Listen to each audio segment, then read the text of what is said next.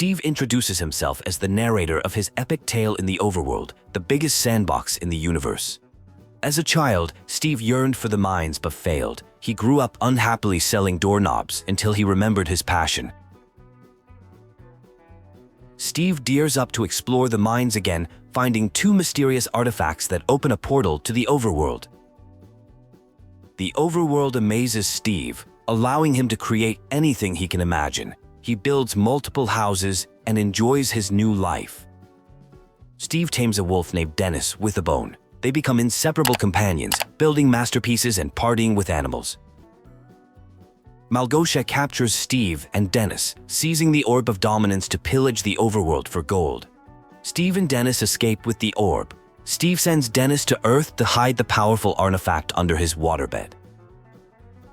The story shifts to Garrett Garrison, once a famous arcade game champion nicknamed the Garbage Man in the 1980s. Now a storage unit buyer, Garrett hopes to find valuable items. He purchases a unit supposedly containing a rare Atari Cosmos.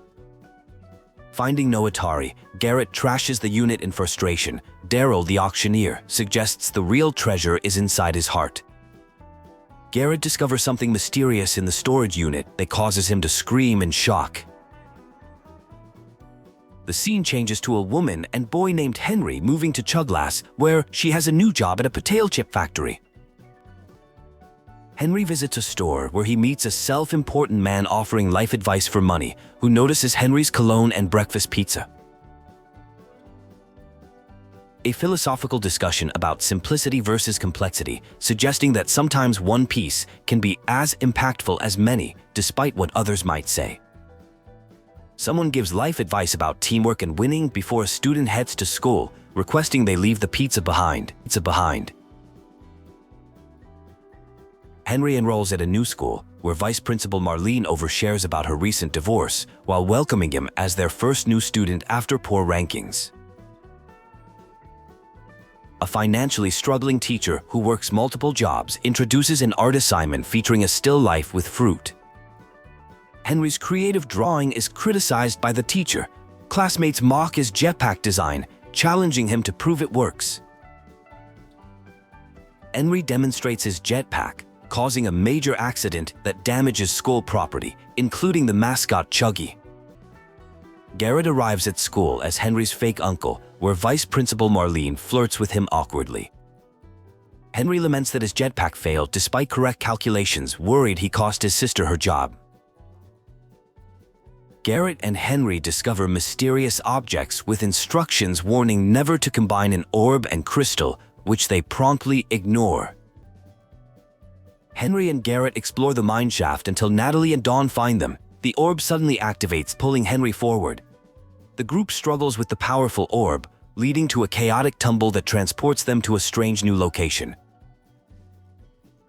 They realize they're no longer in Idaho, but somewhere completely different. Garrett introduces himself as a former gaming champion. The scene shifts to Malgosha, a villain threatening piglins to find more gold, discovering something important that excites her. Malgosha recognizes the return of the orb and instructs someone named Dennis to retrieve it, threatening a wolf's life. Garrett attempts to communicate with a sheep as a quest giver while the others try to figure out how to return home. The group encounters skeleton monsters and flees in terror, with Garrett abandoning them briefly to save himself. Zombies join the pursuit as Henry discovers he can build structures to help them escape the monsters. The group gets separated during the chase, with zombies closing in from all directions and a sheep being attacked. They struggle to barricade themselves against the monsters, pushing against doors while zombies try to break through. Just as all seems lost, someone named Steve appears and dramatically fights off the zombies, saving the group with impressive combat moves. Dominance, and explains they need the Earth Crystal to get home. The group learns they're stuck unless they retrieve a replacement Earth Crystal from the dangerous woodland mansion. Steve offers to help in exchange for the orb. After agreeing to Steve's deal, the group prepares to head to Midport Village to gather supplies for their journey to the woodland mansion. The group arrives at Midport Village, populated by peaceful villagers and protected by iron golems. Steve explains this world has unlimited creative potential.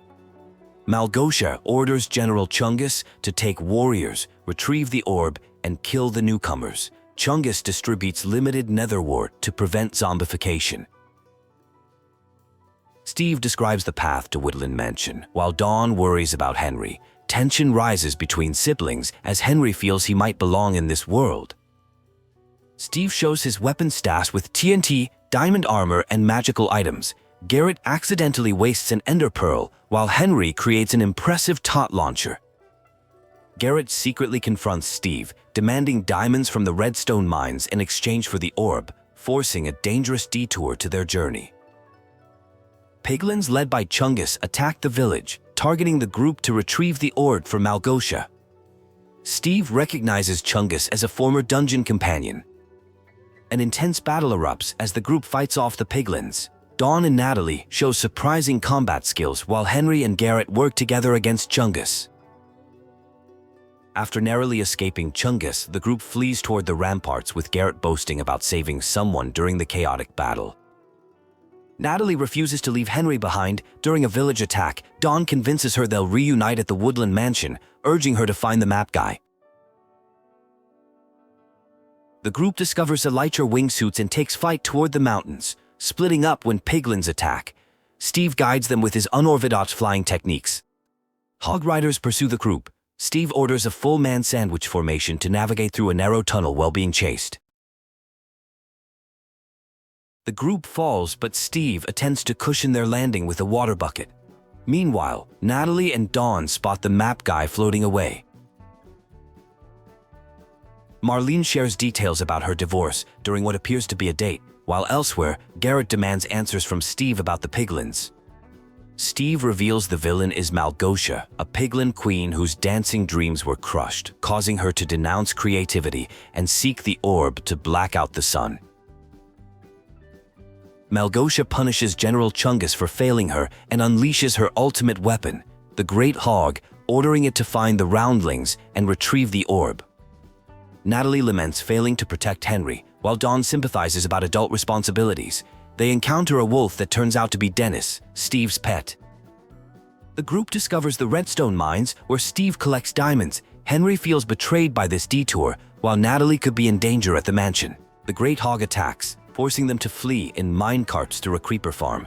Garrett pushes their cart to reach the redstone rail as the monster pursues them. Henry confronts Garrett about his selfishness. Garrett confesses he's broke and feels like a failure despite his confident exterior, admitting he's lonely. The group finally reaches the Woodland Mansion.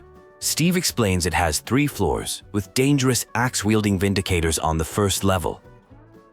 The team faces evokers on the second floor, wielding dark magic. Garrett admits stealing the orb, angering Henry, while Steve explains the Earth Crystal is guarded by Endermen on the 3rd floor. Hank proposes sneaking through a window to grab the Earth Crystal while the others create a diversion, performing a friendship song to distract the Vindicators. Garrett finds himself forced to fight in a Vindicator arena against a chicken jockey. Despite Steve's encouragement, the battle proves dangerous as the chicken jockey attacks viciously. Henry faces psychological torment from Endermen who use voices of his friends to undermine his confidence, but he pushes through the mental assault. Malgosha ambushes them with her new hogmouth, steals the Earth Crystal and orders for piglins to kill the heroes as she departs.